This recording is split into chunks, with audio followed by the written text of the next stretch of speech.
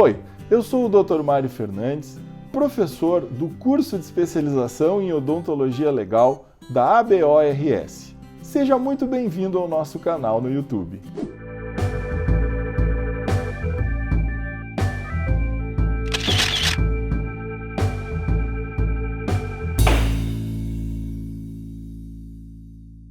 Hoje eu preparei um conteúdo exclusivo, extraído da live recente que fiz com o professor Christian Angeben, coordenador do curso de especialização em ortodontia do Instituto da Face São Leopoldo e da FACESC de Santa Catarina.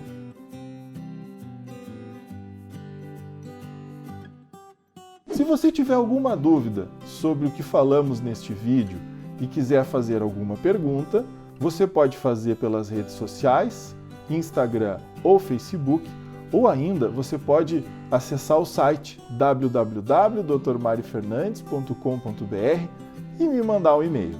Confira então o tema e logo a seguir o vídeo.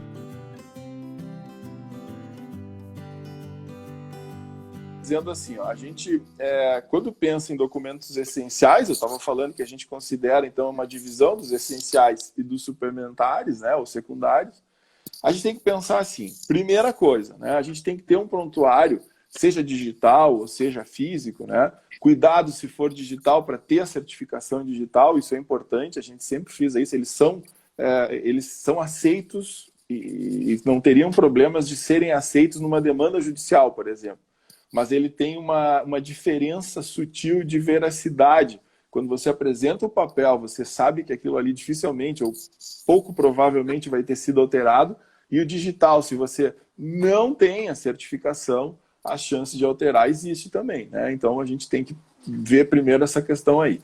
Mas vamos supor que a gente tem, então, um papel já, uma cartolina mais dura com a divisão de dados do profissional, dados do paciente, anamnese, exame clínico, né? E que a gente tem ali, por exemplo, o nosso plano de tratamento e a evolução. Eu vou considerar que o prontuário tenha isso, tá? Que não seja uma folha à parte. Até às vezes o plano de tratamento é muito comum as pessoas fazerem numa folhinha, mas ela fica avulsa, mas ela fica muito próxima desses outros dados que eu falei, né? E evidentemente o acompanhamento. Então você tem aquele eixo central. Aí, Christian, nós temos que pensar o seguinte, teríamos, então, 3 documentos bem importantes para a gente pensar que é muito comum de considerar eles, muito comum de acontecer durante uma consulta, por isso eles são considerados essenciais. Então, o que seria? Além desse primeiro momento do prontuário, a gente tem que considerar o termo de consentimento livre e esclarecido, né? Onde a gente diz para o paciente, exatamente indo ao encontro dessa questão legal, do direito que ele tem a informação, né? Então a gente descreve o que aquele caso pode acontecer, o que é comum, e aí usa literatura, usa consolaro, usa capelosa, usa o que quiser, né? Para dizer, olha, é X% de acerto, a maioria dá isso, dá aquilo. Vocês gostam de dividir, né? As classes tais, tipo tal, não sei o que, da pior, da melhor. Então tem que ter esse tipo de situação aí bem escrita num termo de consentimento. Então, o prontuário geral, o termo de consentimento. Terceira questão, um contrato, Christian. O contrato não é a mesma coisa que TCLE. Contrato é assim, ó, é uma folhinha, talvez 2 de Word, contratante, contratado, né? O que você vai fazer, o que você vai realmente entregar, o que você vai entregar, em quanto tempo mínimo você vai entregar, o que você vai precisar para isso, se ele vai, o que acontece, se ele não vai, o que acontece, se a avó que leva, se a mãe que leva, se tem problema familiar e um dos dois estão brigados, quem é que leva, não sei. Mas isso tem que estar previsto, né? Olha, se você vier tal, tem que ser tal, tem que ter um responsável para assinar e assim por diante. Então o contrato é uma coisa bem importante, né? E ainda, evidentemente que a gente tem que fechar sempre esse primeiro pacote, vamos chamar assim, dos documentos essenciais, com os recibos. Não tem como não dar recibo, né? Não existe isso. Então, seja pessoa física ou jurídica, você tem que prestar contas do que você recebeu e para quem que você fez o tratamento, né? Então tem, claro, diversos modelinhos, quem quiser aí e já acompanha nossas redes sociais, a gente divulga de vez em quando como que é um recibo adequado, como que é um atestado adequado, dá para acessar aí as nossas redes, as nossas plataformas aí e dar uma confirmada. Mas isso é importante. Então, o TCLE, o contrato, o próprio prontuário, os recibos, né, eles fazem parte, vamos dizer, esses 5 dos essenciais. E aí, Christian, evidente que a gente não tem como fazer ortodontia só com esse eixo básico, como tu falou. A gente tem que ter o quê? Vamos lá, a gente tem que ter as recomendações, né? Se você usa mini implante, você mesmo, orto que bota, você tem que dizer o que pode acontecer, o que não pode. Lembra de um caso que eu sempre mostro, né? Quando a gente vai nas nossas palestras, né? O quanto eles ajudam efetivamente, que bom que eles estão aí, né? Mas vamos lá, o paciente tem o direito de saber que ele pode doer, não pode doer, como é que fica a tração daquele caso, enfim. Os exames complementares, né? Exames complementares, todos que tu falou, independente, eles podem ser digitais, sem problema nenhum. Hoje em dia, os processos no nosso Tribunal de Justiça, eles estão muito, aceleradamente informatizados, né? Claro que ainda tem algumas varas cíveis mais distantes, assim, que ainda usam o papel, mas muitos estão usando a informática. Então, esses documentos, por exemplo, uma periapical ou uma panorâmica, pode rapidamente ser anexado no processo eletrônico. Então, isso tudo é válido e nem é questionado mais, né? Isso é tranquilo de ser utilizado. E aí, eu destacaria que nós temos aquele caso, Christian, também de documentos complementares, o encaminhamento, né? Quando o ortodontista precisa fazer ou solicitar remoção de dentes, né?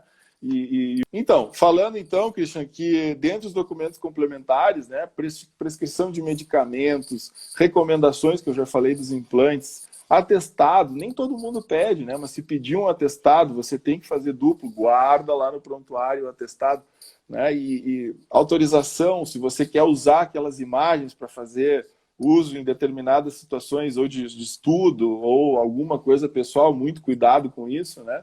Você também tem que ter autorização para uso de dados. Os retornos, se por acaso o paciente maluco resolve não voltar, você tem que mostrar que você tentou buscar ele de volta, né?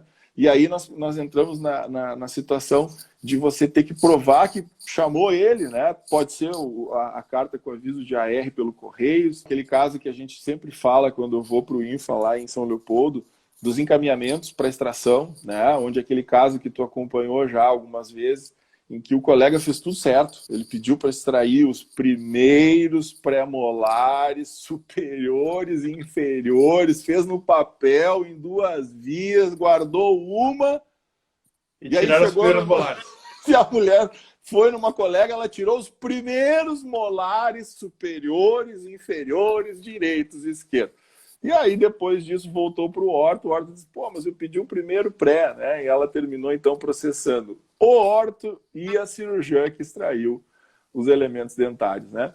E aquele caso foi julgado, o colega terminou pela forma como ele fez corretamente o encaminhamento, né? Encaminhamento que para a gente finalizar essa pergunta do Christian sobre o que é importante no prontuário, eu já tinha falado dos documentos essenciais, os encaminhamentos fazem sim parte dos documentos complementares.